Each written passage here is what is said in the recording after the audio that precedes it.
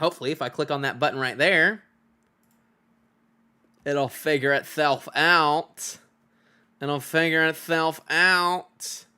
It'll figure itself out, hopefully. It'll figure itself out. Oh my goodness gracious.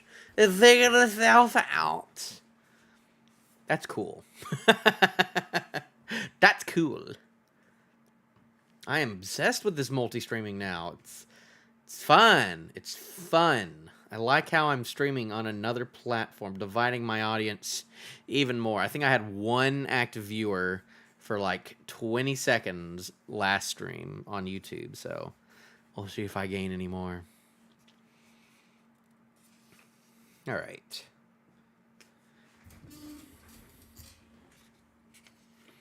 The Hobbit by J.R.R. Tolkien. Chapter 4, Overhill and Underhill. So in Chapter 3, they had just left Rivendell, I believe. Yes. There were many paths that led up to the mountains, and many passes over them. But most of the paths were cheats and deceptions and led nowhere or to bad ends. And most of the passes were infested by evil things and dreadful dangers. The dwarves and the hobbit, helped by the wise advice of Elrond and the knowledge of and memory of Gandalf, took the right road to the right pass. Dwarves and the hobbit, helped by the wise advice of Elrond and the knowledge and memory of Gandalf, took the right road to the right pass. Long days after they had climbed out of the valley and left the last homely house miles behind, they were still going up and up and up. It was a hard path and a dangerous path, a crooked way and a lonely and a crooked way and a lonely and a long. That's the end of the sentence. That's weird. JR, that's not how you finish sentences. A long isn't a thing. A lowercase long isn't a thing. You can't end it with that. Well, he did. Now they could look back over the lands they had left, laid out behind them far below, far, far away in the west, where things were blue and faint. Bilbo knew there lay his own country of safe and comfortable things, and his little hobbit hole. He shivered. It was getting bitter cold up there, and the wind came shrill among the rocks. Boulders, too, at times came galloping down the mountainsides, let loose by midday sun upon the snow and past them, which was lucky, or over their heads, which was alarming. The nights were comfortless and chill. They did not dare to sing or talk too loud, for the echoes were uncanny, and the silence seemed to dislike being broken, except by the noise of water and the wail of wind and the crack of stone. The summer is getting on down below, thought Bilbo, and haymaking is going on and picnics. They will be harvesting and blackberrying before we even begin to go down at the other side of this at this rate.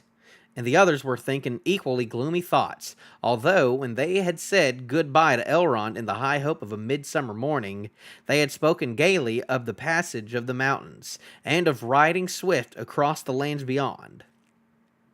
They had thought of coming to the secret door in the lonely mountain, perhaps that very last moon of autumn. And perhaps it will be Durin's day, they had thought. Only Gandalf had shaken his head and said nothing. Dwarves had not passed that way for many years, but Gandalf had, and he knew how evil and danger had grown and thriven in the wild, since the dragons had driven men from the lands, and the goblins had spread in secret after the battle of the mines of Moria. Even the good plans of the wise wizards like Gandalf and of good friends like Elrond go astray sometimes when you are off on dangerous adventures over the edge of the wild, and Gandalf was a wise enough wizard to know it.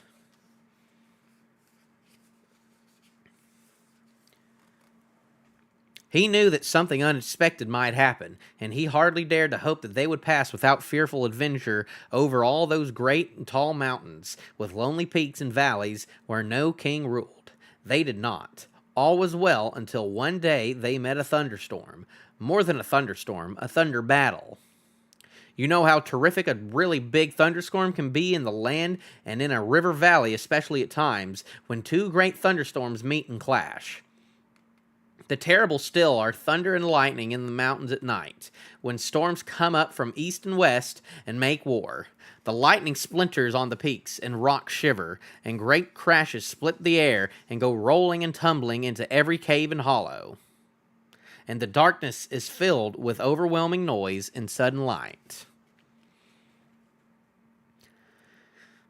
Bilbo had never seen or imagined anything of the kind. They were high up in a narrow place, with a dreadful fall in a dim valley at one side of them. There they were sheltering under a hanging rock for the night, and he lay beneath the blanket and shook from head to toe. When he peeped out in the lightning flashes, he saw that across the valley the stone giants were out, and were hurling rocks at one another for a game, and catching them, and tossing them down into the darkness, where they smashed among the trees far below, or splintered into little bits with a bang. Then came a wind and a rain, and the wind whipped the rain and the hail about in every direction, so that an overhanging rock was no protection at all. Soon they were getting drenched, and their ponies were standing with their heads down and their tails between their legs, and some of them were whinnying with fright.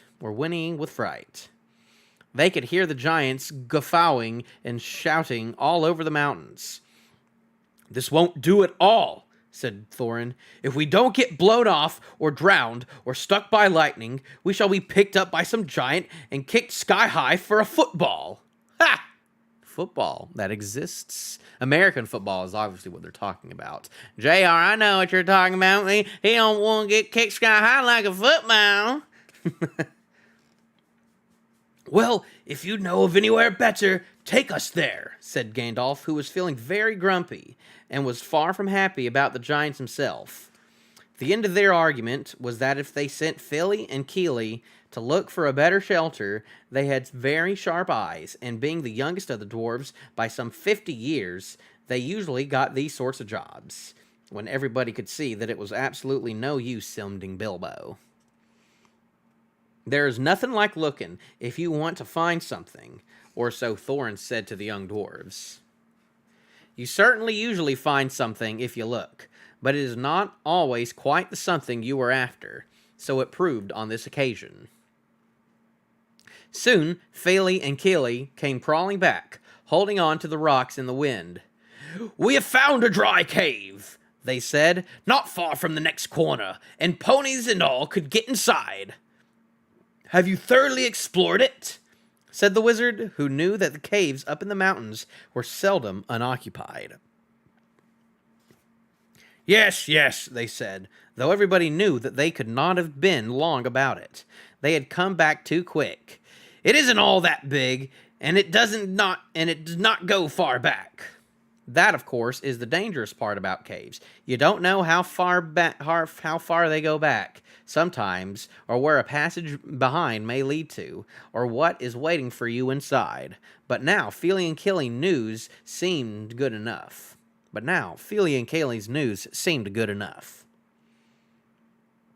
So they all got up and prepared to move. The wind was howling and the thunder still growling, and they had a business getting themselves and their ponies along. Still, it was not very far to go, and before long they came to a big rock standing out into the path. If you stepped behind, you found a low arch in the side of the mountain.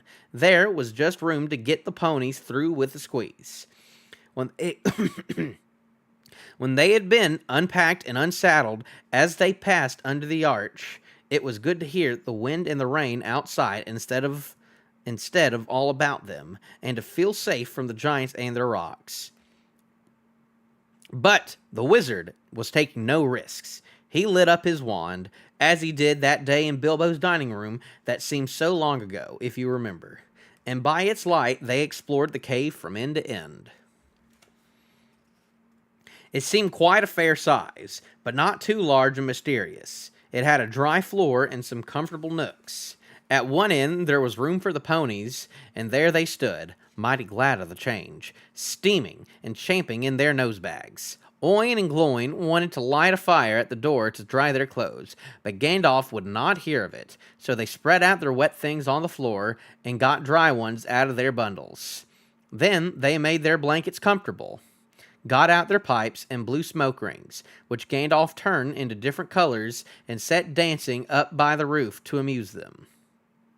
They talked, and forgot about the storm, and discussed what each would do with his share of the treasure when they got it, which at the moment did not seem so impossible.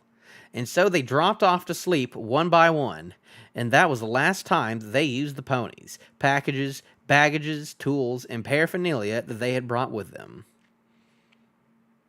It turned out a good thing that night that they had brought little Bilbo with them, after all, for somehow he could not go to sleep for a long while, and when he did sleep he had very nasty dreams. He dreamed that a crack in the wall at the back of the cave got bigger and bigger, and opened wider and wider, and he was very afraid, but could not call out or do anything but lie and look.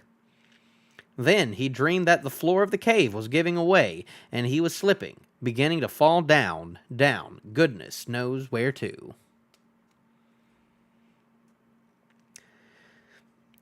At that, he woke up with a horrible start, and found that part of his dream was true. A crack had opened at the back of the cave, and was already a wide passage. He was just in time to see the last of the ponies' tails disappearing into it. Of course, he gave a very loud a yell as a hobbit can give, which is surprising for their size. Out jumped the goblins. Big goblins. Great, ugly-looking goblins. Lots of goblins. Before you could say rocks and blocks. Rock and stone. There were 6 to each dwarf, at least. And 2, even for Bilbo. And they were all grabbed and carried through the crack, before you could say tinder and flint. But not Gandalf. Bilbo's yell had done that much good. It had wakened him up wide in a splintered second. And when goblins came to grab him, there was a terrible flash like lightning in the cave.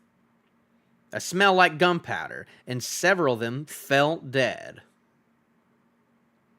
Dang. Gandalf be killing goblins.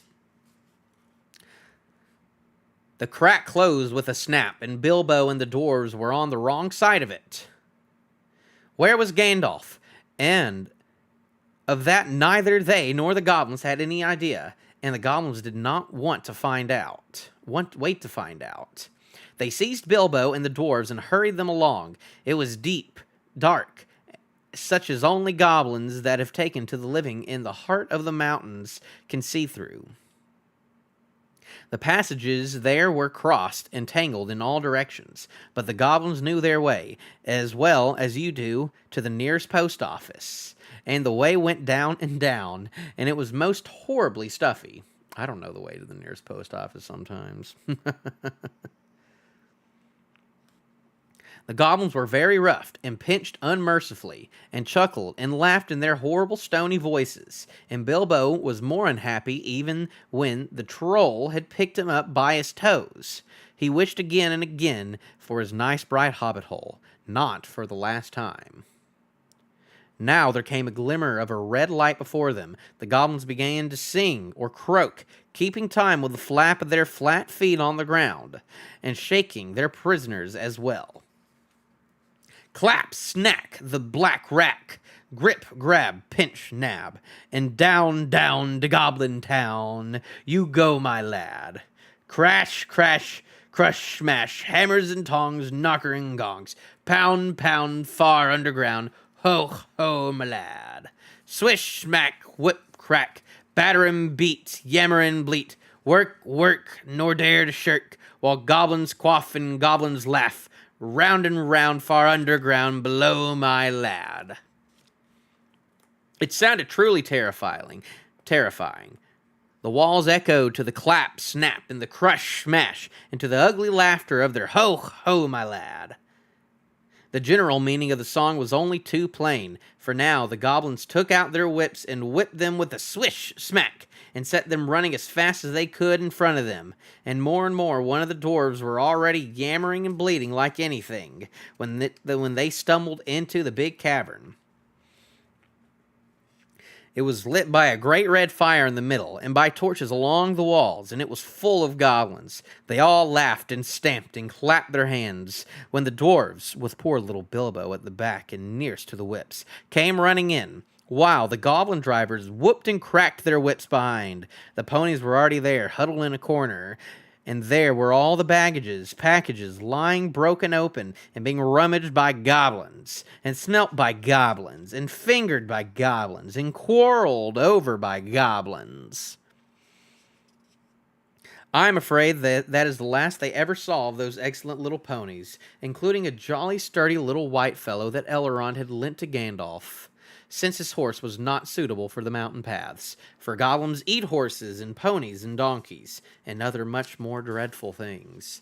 And they were always hungry. Just now, however, the prisoners were thinking only of themselves.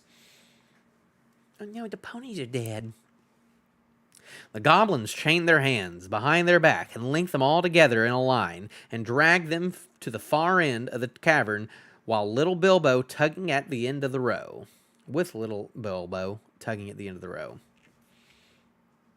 There in the shadows, on a large flat stone, sat a tremendous goblin with a huge head, and armed goblins were standing around him, carrying the axes and the bent swords they had to use. Now, goblins are cruel, wicked, and bad-hearted. They make no beautiful things, but they make many clever ones. They can tunnel and mine as well as any but the most skilled dwarves, when they take the trouble, though they are usually untidy and dirty.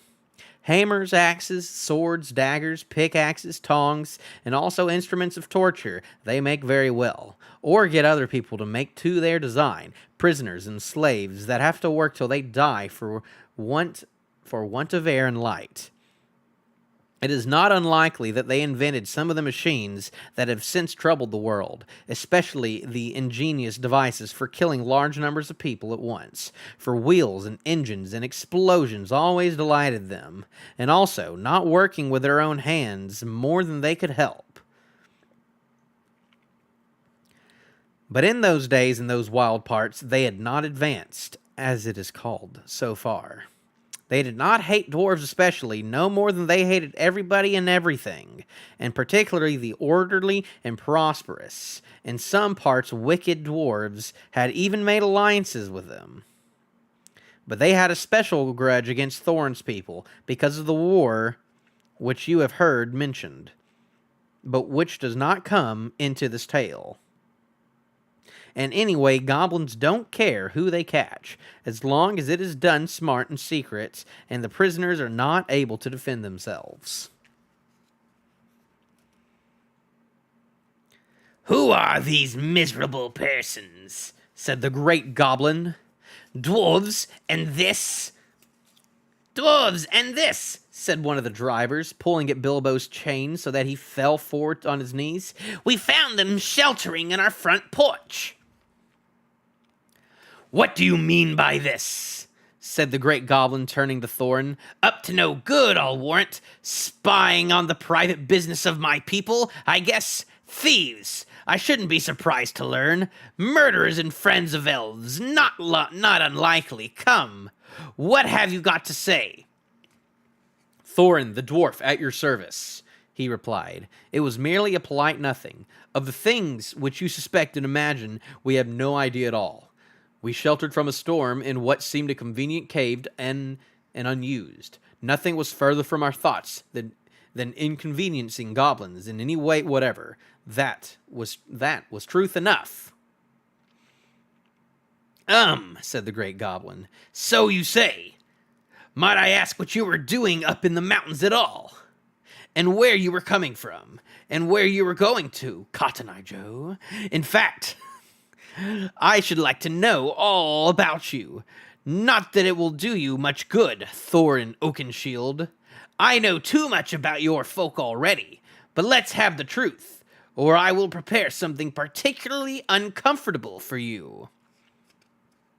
"We were on a journey to visit our relatives, our nephews and nieces, and first, second, and third cousins, and the other descendants of our grandfathers, who live on the east side of these truly hospitable mountains," said Thorin, not quite knowing what to say all at once in a moment, when obviously the exact truth would not do at all. "He's a liar, O truly tremendous one," said one of the drivers. "Several of our people were struck by lightning in the cave when we invited these creatures to come below, and they are as dead as stones, although he has not explained this." He held out the sword which Thorn had worn, the sword which came from the troll's lair. The great goblin gave a truly awful howl of rage when he looked at it, and all his soldiers gnashed their teeth, clashed their shields, and stamped. They knew the swords at once. It had killed hundreds of goblins in its time. When the fair elves of Gondolith... YouTube is not receiving enough video to move. It's buffering. Screw you, YouTube. What was that? Where was I? It had killed hundreds of goblins in its time, when the fair elves of Gondolin hunted them in the hills or did battle before their walls.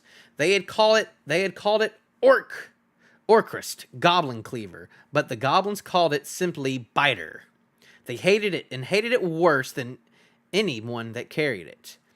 "Murderers and elf friends!" the great goblin shouted. "Slash them, beat them, bite them, gnash them. Take them away to the dark holes full of snakes, and never let them see the light again."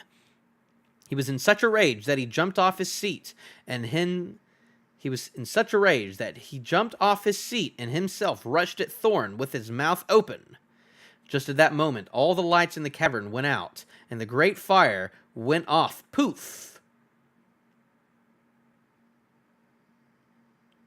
into a tower of blue glowing smoke, right up to the roof, that scattered piercing white sparks all among the goblins. Why does it keep saying no connection and excellent connection on the thing? Ugh. Work, sir, work. Why do I have so many drop frames? I'm just chatting. I swear the internet here. So bad.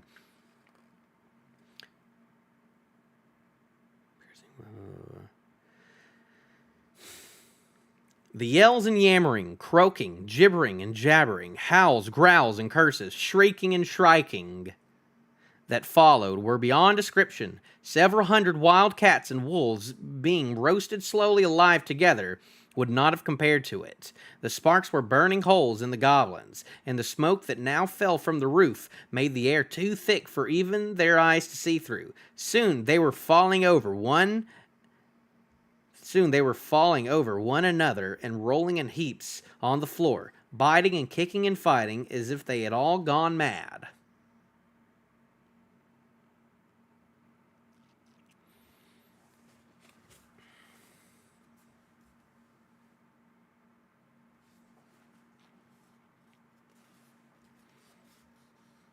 Suddenly, a sword flashed in its own light. Bilbo saw it go right through the great goblin as he stood dumbfounded in the middle of his rage. He fell dead, and the goblin soldiers fled before the sword, shrieking in the darkness. The sword went back into its sheath. "Follow me quick," said a voice fierce and quiet, and before Bilbo understood what had happened, he was trotting along again, as fast as he could trot, at the end of the line, down more dark passages, with the yells of the goblin hog growing fainter behind them. A pale light was leading them on. "Quicker! Quicker!" said the voice. "The torches will soon be relit." "Half a minute," said Dory, who was at the back next to Bilbo, and a decent fellow. He made the hobbit scramble on his knees as best as he could with his tied hands, and then off they all went at run, with a clink of chains and many a stumble, since they had no hands to steady themselves with. Not for a long while did they stop, and by that time they must have been right down in the very mountain's heart. Then Gandalf lit up his wand. Of course it was Gandalf. But just then they were too busy to ask how he got there. He took out his sword again, and again it flashed in the dark by itself. It burned with a rage that made it gleam if goblins were about. It burned with a rage that made it gleam if goblins were about.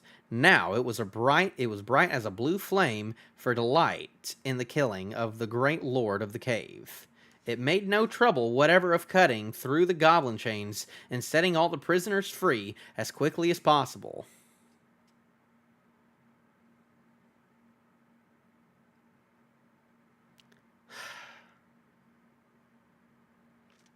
We're just going to get through this quick. This sword's name was Glamdring the Foehammer, if you remember. The goblins just called it Beater, and hated it worse than Biter if possible, had been safe, for Gandalf had brought it as well, snatching it from one of the terrified guards. Gandalf thought of most things, and though he could not do everything, he could do a great deal for friends in a tight corner. "Are we all here?" he said, handing his sword back to Thorin with a bow.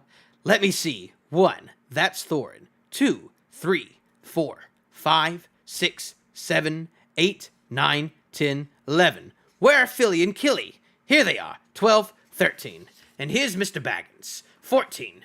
Well, it might be worse, and then, again, it might be a good deal better. No ponies and no food, and no knowing quite where we are, and hordes of angry goblins just behind. On we go." Passages they had come through. That sent them on faster than ever, and as poor Bilbo could not possibly go half as fast, for dwarves can roll along at a tremendous pace. I can tell you when they have to. They took it in turn to carry him on their backs. Still, goblins go faster than dwarves, and these goblins knew the way better, and they had made themselves, and were madly angry. So that do what they could to the dwarves, they heard the cries and howls getting closer and closer. Soon they could hear even the flap of the goblin feet, many, many feet, which seemed only just round the last corner. The blink of red torches could be seen were following, and they were getting very deadly tired. "Why, oh why did I ever leave my hobbit hole?" said poor Mr. Baggins, bumping up and down on Bomber's back. "Little hobbit on a treasure hunt," said poor Bomber, who was fat and staggered along with the sweat dripping down his nose in the heat and terror. At this point, Gandalf fell behind, and Thorin with him. They turned a sharp corner.